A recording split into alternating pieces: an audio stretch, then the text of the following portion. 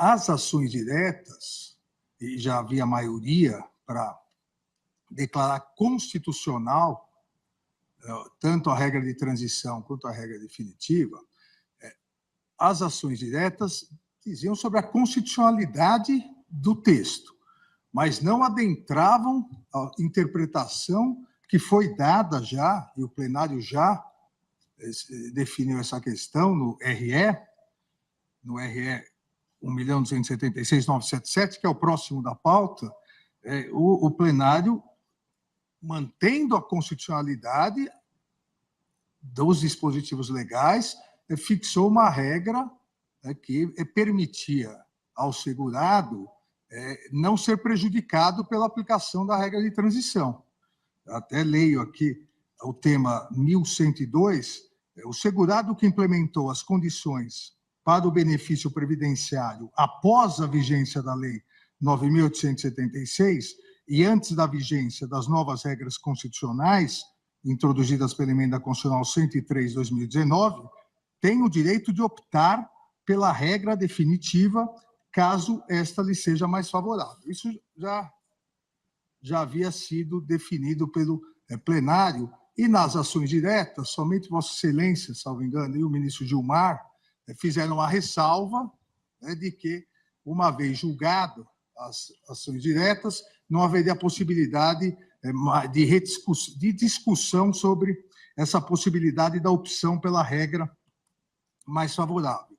Então, acho que é importante esse plenário também definir se será possível, e durante os votos cada um, obviamente, vai se manifestar sobre isso, é possível agora, nas ações diretas, nós revermos uma decisão já dada no recurso extraordinário. E, obviamente, isso é importante, a fim de se garantir a segurança jurídica, porque daquela decisão do recurso extraordinário que fixou uma tese de repercussão geral para esse momento hoje em que analisaremos a ADI, houve mudança significativa do plenário. Então, obviamente, se isso poderá ser rediscutido via ADI, o que foi discutido no RE. Então, eu só quis fazer essa observação a partir do relatado por Vossa Excelência, porque essa é a questão mais importante que nós vamos discutir hoje. Todas as outras questões, ninguém tem dúvida sobre a constitucionalidade. Ministro Zanin, por favor. Obrigado. Ministro Alexandre. Só para lembrar que o recurso extraordinário não transitou em julgado. Existe embargos de declaração, de forma que ali não há uma decisão também definitiva. Então, só para complementar com essa observação. Exato. Tanto que na pauta seguinte seria os embargos de declaração, mas a grande questão é se na ADI nós vamos poder rever o mérito julgado. O que já foi julgado, o mérito. Lá somente seria uma omissão, contradição, no caso de embargos. É importante pontuar, porque, na verdade, eu vou passar rapidamente pelos outros pontos e vou ficar somente nessa questão. Essa era a questão controvertida, saber se quem está no regime de transição está cogentemente no regime de transição ou se pode optar pelo regime de Então, presidente, com todo respeito, não me parece que essa seja a questão mais importante. Essa vai ser a segunda questão mais importante. A primeira é se aqui nessa ADI nós vamos poder rever o que já foi definido no RE. Aí, como observou o ministro Zanin, a questão no RE ainda está em aberto. O mérito não, só os embargos. Sim, os embargos, mas os embargos de declaração reabrem. Então, para deixarmos bem claro, que se houver uma revisão, nós acabamos revendo uma decisão já dada por um plenário, por outro plenário, só para pontuar essa questão. Eu acho que nós podemos até ter, não quero falar do caso, porque, obviamente, nós temos vários precedentes nessa situação em que, paralelamente, circulam ou tramitam ADIs e RS, podemos ter uma situação, claro que a decisão no controle concentrado é dotada de efeito vinculante e eficácia erga omnes.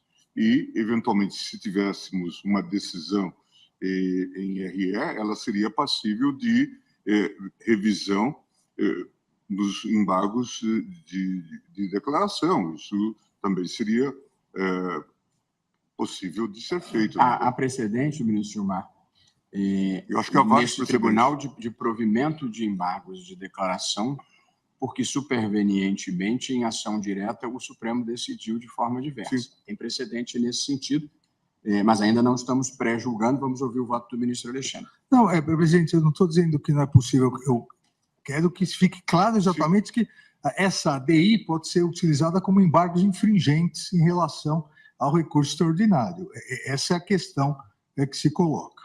Então, presidente, o primeiro tópico, eu passo rapidamente, foi arguído nas ADIs a inconstitucionalidade formal da Lei 9876 de 99. A Confederação requerente impugnou sob o argumento de que o projeto de lei da qual decorreu a aprovação da lei não teria observado o preceito do artigo 65, parágrafo único da Constituição, que impõe no processo legislativo federal a devolução da proposição à casa iniciadora no caso de alteração substancial na apreciação realizada pela casa revisora. A questão da alteração substancial feita pela casa revisora, que aprova, mas de forma bem alterada, ter que retornar. Eu afasto essa inconstitucionalidade formal, porque cito aqui no voto vários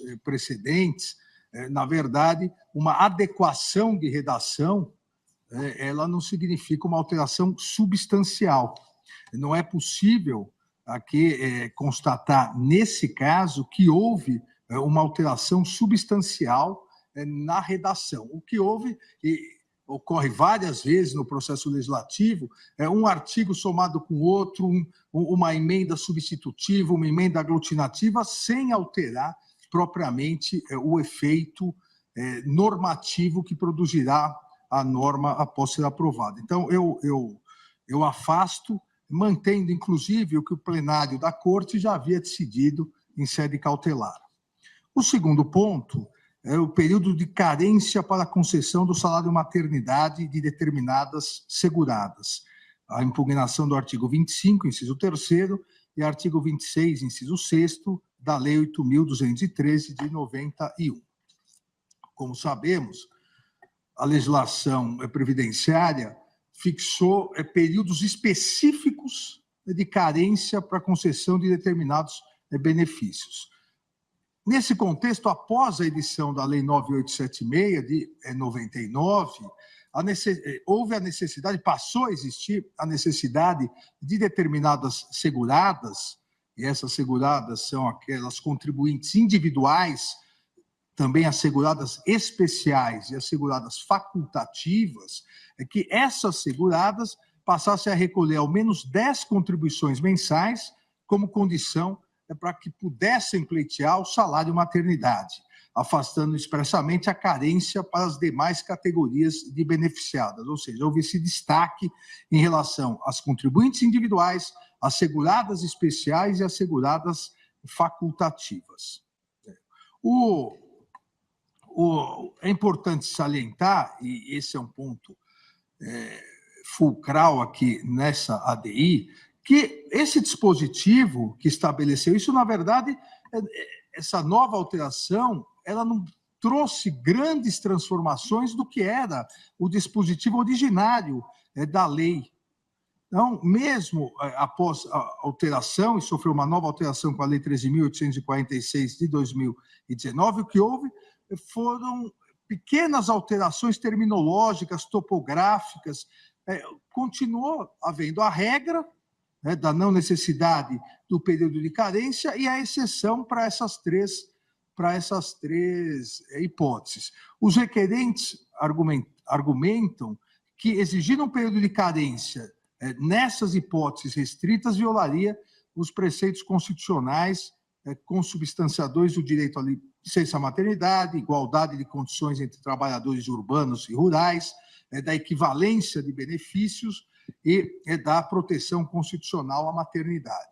Eu afasto esses argumentos, me parece que o que a Constituição Federal garantiu à mulher trabalhadora, sem prejuízo de sua remuneração ou do seu vínculo empregatício, foi a licença gestante por um período de 120 dias, contemplando de forma expressa as seguradoras empregadas, sejam urbanas, sejam rurais, as trabalhadoras avulsas e, por fim, as empregadas domésticas. Essas previsões foram repetidas pela lei, não há nenhuma excepcionalidade aqui. A legislação infraconstitucional, ao estender o benefício previdenciário a todas as seguradas pertencentes ao regime geral, terminou por abarcar outras categorias para além daquelas previstas na Constituição, alcançando a contribuir aquelas três hipóteses. A Lei 9876, ao introduzir períodos de carência para as categorias de seguradas não alcançadas pelo texto constitucional, ela não limitou, porque, na verdade, a legislação ampliou para outras três espécies de empregadas, trabalhadoras, que não previstas na Constituição, e, ao ampliar, estabeleceu um requisito, um período de carência. Mas, se compararmos o texto constitucional com o texto legal, houve uma ampliação na garantia, na efetivação desse direito. E essa questão específica dessa ampliação foi, inclusive, detalhado, especificado no parecer da Procuradoria-Geral da República, que cito aqui também no voto. Então, o fato do legislador ordinário ampliar os direitos, mas ao ampliar prever o requisito, não me parece que tenha ferido qualquer preceito constitucional. Então, também afasto a inconstitucionalidade e julgo constitucionais os artigos 25.3 e 26.6 da Lei 8.213, na redação dada pela Lei 9.876, de 99. O terceiro ponto impugnado é o fator previdenciário, o artigo 29, parágrafos 6º, 7º, 8º e 9º da Lei 8.213, de 91. Aqui, ao introduzir um fator previdenciário à sistemática do regime de previdência, o que se estabeleceu foi uma dinâmica, uma nova dinâmica para a concessão dos benefícios da aposentadoria por idade e da aposentadoria por tempo de contribuição. Se dilatou o tempo de permanência em atividade exigido dos segurados, como contraponto a uma ausência de idade mínima para a obtenção desses benefícios. Então, aquelas hipóteses onde não há uma idade mínima, se estendeu o tempo de permanência em atividade. A reforma inicialmente promovida pela Lei 9876, a Lei de Benefícios, incorporou, entre outras, as seguintes modificações. No caso de concessão de aposentadoria por idade e aposentadoria por tempo de contribuição, o benefício será calculado multiplicando-se a média de 80% dos salários de contribuição pelo fator previdenciário. Ainda previu para o segurado especial a aposentadoria por idade e a aposentadoria por tempo de contribuição, que deveriam também ser calculadas mediante a multiplicação de uma base de cálculo correspondente a essa média de 80% de suas maiores contribuições pelo fator previdenciário. Previu as bases da fórmula para a elaboração do fator previdenciário, idade, sobrevida e tempo de contribuição, e, por fim, acrescentou ao tempo de contribuição o período de 5 anos para a mulher e o professor, elevando-se para 10 anos no caso de professora. O fator previdenciário aqui passou, a partir da reforma, a se colocar como condição obrigatória para a aposentadoria por tempo de contribuição. Mas, como o próprio artigo 7º da Lei 9876 estipulou, se tornou facultativo no caso de aposentadoria por idade. Não houve nenhum prejuízo em relação à aposentadoria por idade, mas, pelo tempo de contribuição, se estabeleceu um fator previdenciário. Isso sofreu uma ligeira alteração com a Lei 11.718, de 2008, que modificou o cálculo do salário de benefício do segurado especial, porque afastou nessa hipótese a incidência do fator previdenciário, mas manteve todas as regras introduzidas anteriormente pela lei discutida 9876 de 99. Ainda houve, cito no voto, alteração pela Lei 13.183, a previsão facultativa ao segurado prestes a obter a aposentadoria por tempo de contribuição, de afastar a aplicação do fator previdenciário desde que tivesse, era conhecida a regra 85-95, né, desde que tivesse alcançado determinada soma de idade e tempo de contribuição. Aí seria possível afastar o fator previdenciário. A recente reforma, agora não tão recente, promovida pela Emenda Constitucional 103 de 2019, eliminou a hipótese de aposentadoria somente por tempo de contribuição e consolidando, né, a inativação programada que atualmente requer tanto uma idade mínima quanto um período mínimo de contribuição para sua concessão. O fator previdenciário, que antes era aplicado de forma obrigatória, no caso de tempo de contribuição, e de maneira facultativa na aposentadoria por idade, subsistiu, contudo, a título de ilustração, na regra de transição aplicada ao segurado, a quem ainda faltasse um pouco, um período, um lapso pequeno para se aposentar por tempo de contribuição. E cito aqui os artigos referentes à nova emenda constitucional. Em síntese, os autores de ambas as ações, o que argumentam que a sistemática de cálculo introduzida pelo fator previdenciário acabaria por mesclar critérios distintos para a concessão de aposentadoria, violando a vedação de requisitos diferenciados para sua concessão e ofendendo o direito à atualização dos salários de contribuição para o cálculo do benefício, além de promover retrocesso social. Ocorre, presidente, que o Supremo Tribunal Federal, em mais de uma oportunidade, já em várias oportunidades, compreendeu válido fator previdenciário, tal qual introduzido no sistema securitário pela Lei 9.876, e reconheceu várias vezes, tanto na via concentrada, no controle abstrato de constitucionalidade, quanto em sede de repercussão geral. Relembro aqui, sobre a relatoria do ministro Dias Toffoli, a repercussão geral no recurso no RE 1.221.630, onde se afirmou na tese constitucional o fator previdenciário previsto no artigo 29 caput, incisos e parágrafos da Lei 8213 de 91, com a redação dada exatamente pelo artigo 2º da Lei 9.876. Então, isso já havia sido definido pelo Supremo Tribunal Federal em sede de repercussão geral, exatamente porque o elemento discriminador não é inconstitucional. O que se faz é determinada idade, quem não chega àquela, o que se fazia, determinada idade, quem não chega àquela idade e tempo de serviço é ainda um fator aqui previdenciário importante para adequar idade com tempo de serviço. Então, afasto também a inconstitucionalidade. E, finalmente, presidente, e agora sim, a questão da norma de transição na aplicação do fator previdenciário. O que...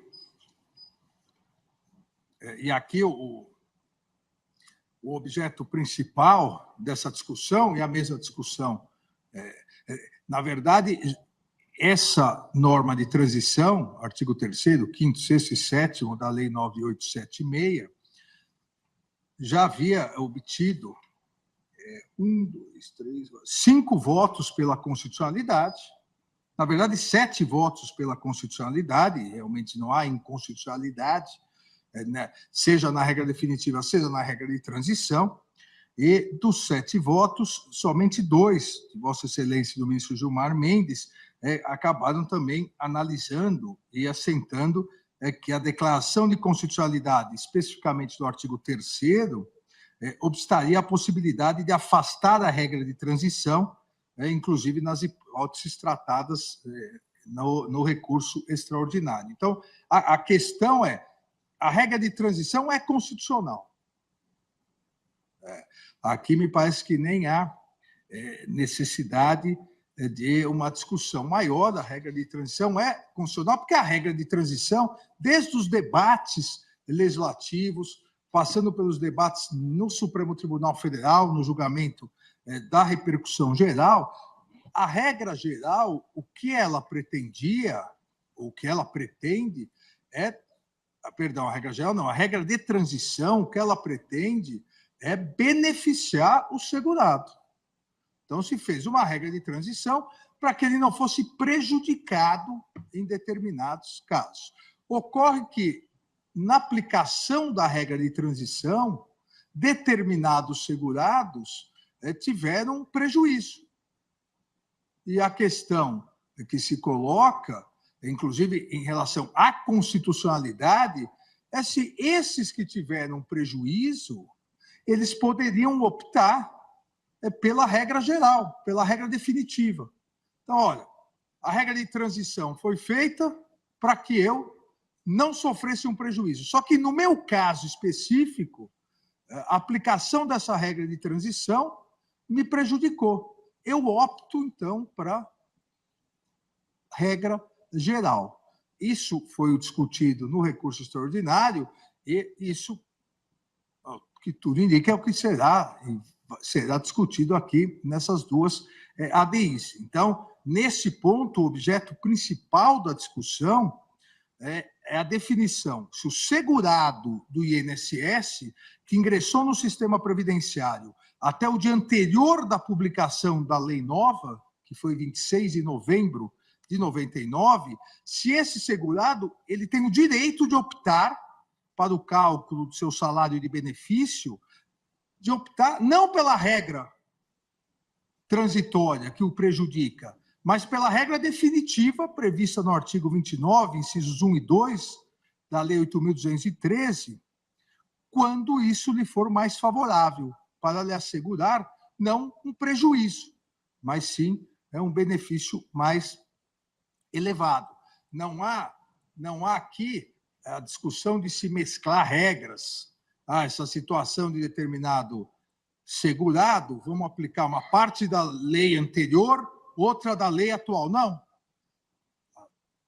A nova lei trouxe a regra que vale para todos, permanente, e uma excepcionalidade, que era a regra de transição, para, repito, evitar prejuízos aos segurados que estavam na transição.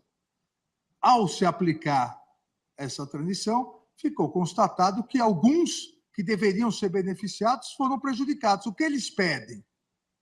E o que pede, a meu ver, a interpretação aqui conforme a Constituição do artigo 3º. Se a regra de transição veio para impedir prejuízos, e ela gera prejuízos, vamos aplicar a regra permanente. Não vamos inventar uma regra, não vamos para outra lei, não vamos aplicar uma mistura de leis, vamos simplesmente afastar a excepcionalidade que tinha uma única finalidade: impedir prejuízo. Se ela não está cumprindo a sua finalidade, que se dê a opção ao segurado de pedir a aplicação normal para a regra permanente, que seria aplicado para todos.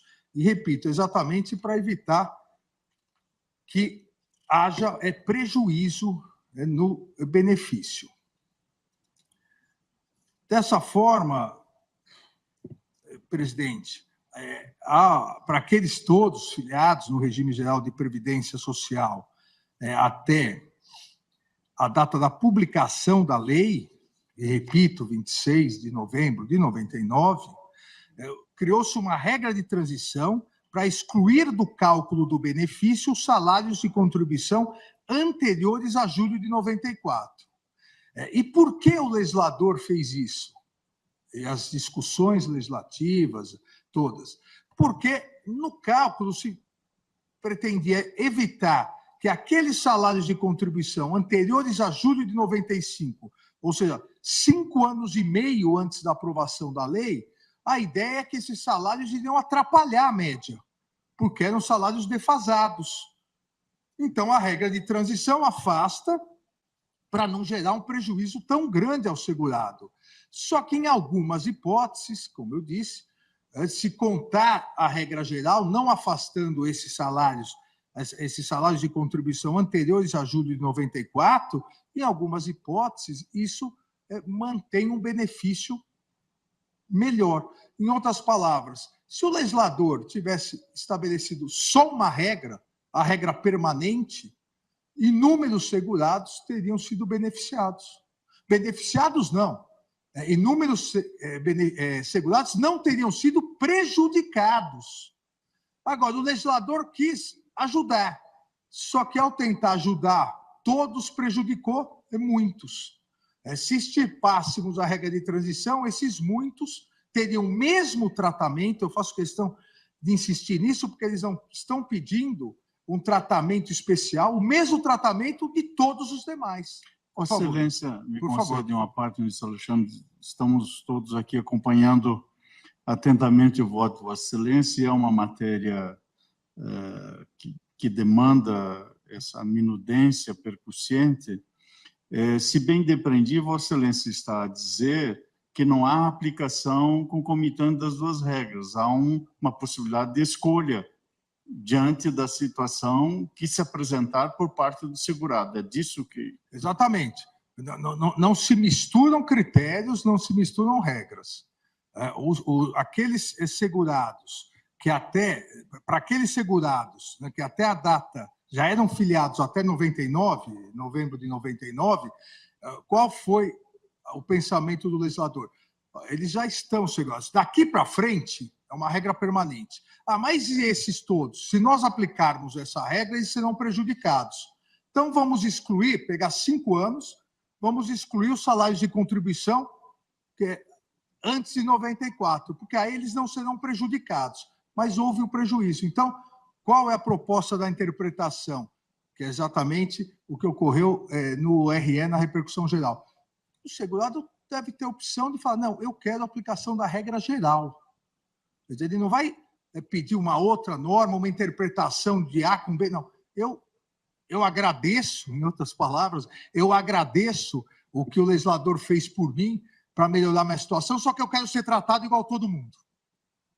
Eu quero ser tratado igual a todo mundo. Eu quero a regra geral de todos os salários de contribuição, porque aí ele não é prejudicado. Exatamente isso. Não há mistura de regras. Não se mistura a regra permanente com a regra transitória. Agradeço, Vossa Excelência. Mas aqui, obviamente, para aqueles que ingressaram no sistema pós-99, aí a regra, não há opção, aí a regra sempre, a regra permanente.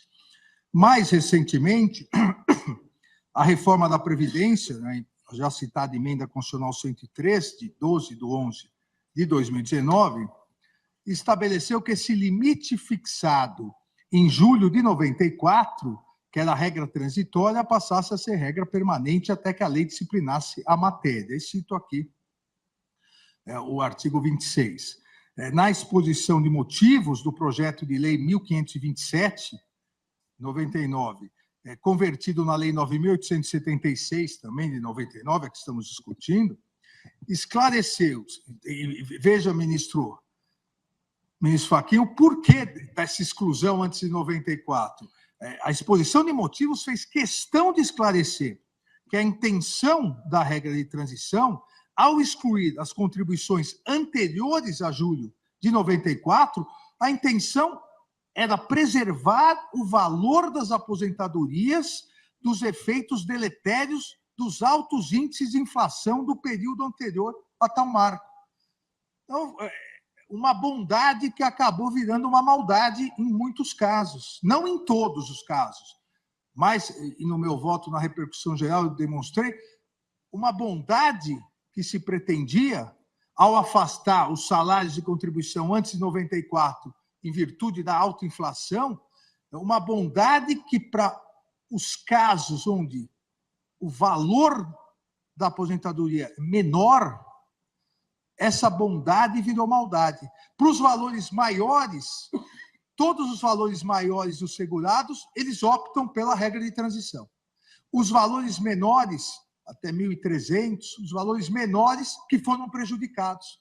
Porque o legislador, ele fez na média, ele contou na média. E na média, realmente, presidente, na média, a regra de transição seria boa para todos. Na hora que aplicou no mundo real, os valores mais altos dos segurados optaram não porque não havia possibilidade de opção, mas foram beneficiados realmente, os valores mais baixos não. Então, o que eles pretendem é, me aplique, a bondade não serviu, me aplique a regra geral, me aplique a maldade geral, vamos dizer assim. Por favor, ministro. Peço desculpas a Vossa Excelência, me dispares, mas, portanto, depreendendo que Vossa Excelência está sustentando que não há contradição entre o que a maioria lançou o voto no recurso extraordinário e a matéria que é objeto dessas ADIs. Portanto, lá nada arrasta a compreensão para o julgamento dessas ações. Exatamente. No momento inicial, nada, porque na ADI, o que foi pedido, o que estamos julgando é a regra de transição é constitucional, especificamente o artigo 3º, e já a grande maioria já tinha dito, é constitucional.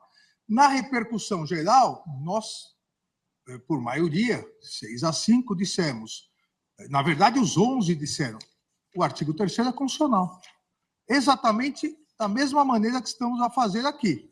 Só que, dissemos, a regra de transição é constitucional, mas, quando a regra de transição não for benéfica, na verdade, quando a regra de transição prejudicar o segurado, ele tem a opção pela permanente. Não retira a constitucionalidade da regra de transição.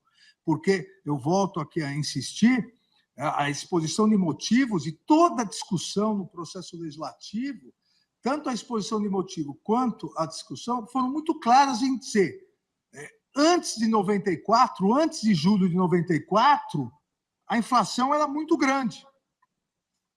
Então, isso vai prejudicar o segurado.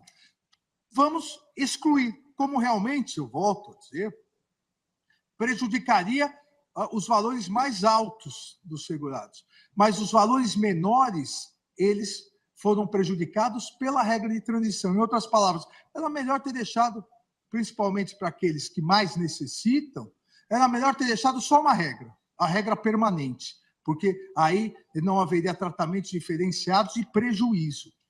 E eu cito aqui expressamente a exposição de motivos que diz, uma das mudanças mais importantes introduzidas, aqui é a exposição de motivos, uma das mudanças mais importantes introduzidas pelo projeto de lei refere-se à ampliação do período de contribuição computado para efeito de cálculo do valor de benefícios. Propõe-se que ele cubra o período decorrido desde julho de 94 até o momento da aposentadoria, para os que se aposentarem a partir da promulgação desse projeto de lei. E aqui o importante. O referido período de contribuição será progressivamente ampliado até abranger toda a trajetória salarial dos futuros aposentados. O período arbitrado, inicialmente, coincide com o período de reduzidos níveis de inflação, como o Plano Real, o que permite minimizar eventuais distorções causadas pelo processo inflacionário nos rendimentos dos trabalhadores. Essa era a ideia. Essa foi a ratio do legislador para a regra de transição. Então, se isso, mesmo com isso, acaba prejudicando, e repito, prejudicando as aposentadorias de menor valor, a interpretação, conforme a Constituição, deve se dar no sentido de que, para esses, é possível a opção pelo regime geral. Eles não querem de maneira alguma um benefício, uma excepcionalidade. Eles só querem ser tratados igual todos os demais que se aposentaram a partir de novembro de 99. Esse é o pedido. Essa é a discussão. Cito ainda outros trechos, que não vou cansá-los aqui, mas a exposição de motivos repete que essa medida de exclusão para aqueles já aposentados, essa medida de exclusão dos períodos anteriores ao Plano Real, a 94, veja, é uma medida com forte conteúdo de justiça social. Não é possível uma medida de justiça social prejudicar exatamente aqueles segurados que têm os valores menores de aposentadoria. E, repito, não foi aqui, não foi, eu brinquei de uma maldade, uma bondade que virou uma maldade. Na verdade, o erro de cálculo foi que o legislador, ao estabelecer, ele pegou a média. E, ao pegar a média, todos seriam beneficiados. Só que foram beneficiados aqueles da média para cima. Os da média para baixo, as menores aposentadorias, acabaram sendo prejudicadas.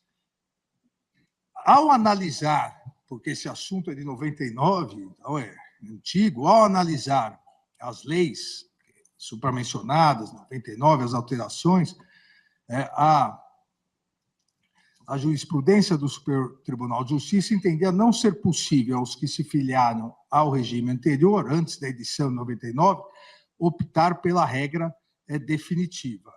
Ou seja, essa opção, o STJ entendia não ser possível no início.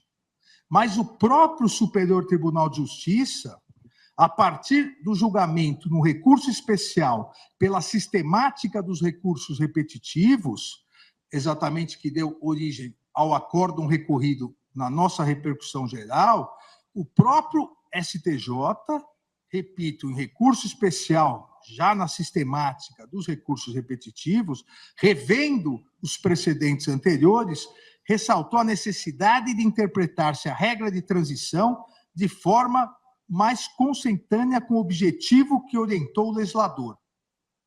Eu repito, como disse, lendo a exposição de motivos, uma regra de justiça social e a ideia de beneficiar o segurado expurgando o período pré-plano real, porque os índices inflacionários eram muito grandes. E o STJ, a partir disso, fixou exatamente que, na pior, abre aspas, na pior das hipóteses, a norma transitória não se aplica aos segurados antigos quando implicar tratá-los de modo pior do que o novo segurado. Se a regra de transição veio exatamente para impedir que ele fosse tratado de forma pior, veio beneficiá-lo, se a aplicação prática dessa regra acaba piorando a sua condição, não será possível, e a partir disso, o STJ definiu a matéria em termos infraconstitucionais, e esse recurso veio, é o nosso recurso extraordinário à repercussão geral julgada e a partir da interpretação do artigo 3º. A partir, então, da leitura, dessa leitura que fiz 2 trechos somente, da exposição de motivos do projeto que originou a Lei 9.876, dos vários argumentos do acórdão do STJ, analisando essa questão da justiça social, da igualdade, da segurança jurídica, da vedação ao retrocesso, da impossibilidade daquele, porque isso também é muito importante, aquele que já tinha o direito adquirido à aposentadoria, já vinha recebendo a sua aposentadoria, vem uma reforma, e sabemos todos da necessidade para que o INSS não quebre, o sistema de seguridade não quebre, da necessidade de reformas, mas aquele que já tinha a sua aposentadoria garantida. Vem a reforma prevê requisitos mais duros, um fator previdenciário mais duro, ou seja, a situação vai piorar para quem será, ou se tornará mais difícil para quem se aposentar após 99, a lei diz. Para você que se aposentou antes, nós vamos garantir uma situação melhor com a regra de transição. E esse fica pior do que a regra geral. Obviamente, houve um erro aqui na aplicação da regra de transição. A regra transitória, a finalidade da regra transitória era favorecer, principalmente, os trabalhadores aposentados com menor escolaridade, com inserção menos favorável ao mercado de trabalho, que tivessem uma trajetória salarial mais ou menos linear, ou seja, os menores valores. Só que, infelizmente, isso não se demonstrou crível, real na aplicação.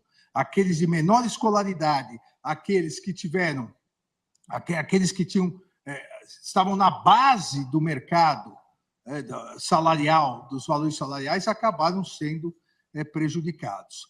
Então, em virtude disso, não é possível, ao meu ver, somente, e aqui é uma conclusão, eu diria, dupla, não tenho nenhuma dúvida de que, até pela exposição de motivos, pela intenção do legislador, não há inconstitucionalidade na regra de transição, porque a regra de transição foi feita para não prejudicar quem já estava aposentado, para garantir os direitos de quem estava aposentado. Então, não é possível declarar inconstitucional uma regra que foi feita para melhorar a situação. E, em alguns casos, melhorou. Agora, aqui não se discute a constitucionalidade somente, mas a sua aplicabilidade. Na hipótese em que a situação do segurado piora, então, nessa hipótese, ele tem o direito constitucional de garantir o seu direito, a sua segurança jurídica, evitar o retrocesso social. Ele tem o direito e vejam, ele tem o direito não a exigir regras que já foram revogadas, ele tem o direito a uma opção simples. Eu quero ser tratado igual todos os segurados após 99. É só isso que eu quero. Dessa forma, presidente, para não cansá-los mais, eu concluo aqui no sentido de que é constitucional também, é constitucional o artigo 3º, é constitucional as regras de transição, mas não é possível a aplicação, ou, diria, dentro do próprio contexto da lei, deve-se dar uma interpretação conforme nos moldes do que nós já fizemos na repercussão geral.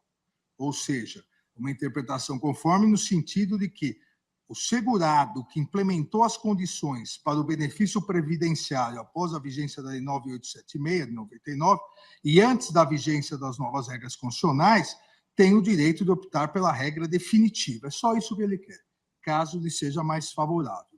Há um argumento do INSS que o impacto financeiro decorrente da aplicação dessa interpretação seria de 3,5 bilhões para o ano de 2020, agora já não mais, então já houve a economia de 3,6 bilhões, 16,4 bilhões para os últimos 5 anos, então 21, 22, 23, então também já houve mais economia, e 26,4 bilhões para o período de 2021 a 2029. Existem 3.045.065 aposentadorias por tempo de contribuição ativas desde 2009, e essa é a previsão do INSS, é que em torno de metade, exatamente a metade mais baixa, iria pedir a revisão. Em que pese os argumentos econômicos, aqui parece que é um ferimento gravíssimo ao direito de igualdade e à preservação da segurança jurídica, e o que se pretende é tão somente que se realize a opção, porque os critérios definidos foram pelo legislador. O legislador estabeleceu. Então, o legislador deve, se ele estabeleceu, o impacto gerado é o impacto do próprio legislador ao estabelecer a regra definitiva. O impacto seria muito maior se o legislador tivesse acertado, porque a regra de transição, o impacto seria maior ainda. O que houve realmente foi um erro na aplicação. Então, presidente, em resumo, aqui no dispositivo, eu julgo improcedente as ações diretas de inconstitucionalidade, tanto a 2111 e a 2110, 111, aí acompanhando o relator, ministro Nunes Marques, ele julgou improcedente também, de modo a declarar a constitucionalidade dos artigos 3º, 5º, 6º, 7º e 9º da Lei 9.876, bem como dos artigos 25, 26, 29 e 67 da Lei 8.213, de 91, na redação que lhes foi conferida pela Lei 9.876, em relação ao artigo 3º, com essa interpretação conforme de que o segurado que implementou as condições para o benefício previdenciário após a vigência da Lei 9.876 e antes da vigência das novas regras constitucionais introduzidas pela Emenda 103/2019, tem o direito de optar pela regra definitiva, caso essa lhe seja mais favorável. É exatamente o texto aprovado pelo plenário na repercussão geral. Obrigado, presidente.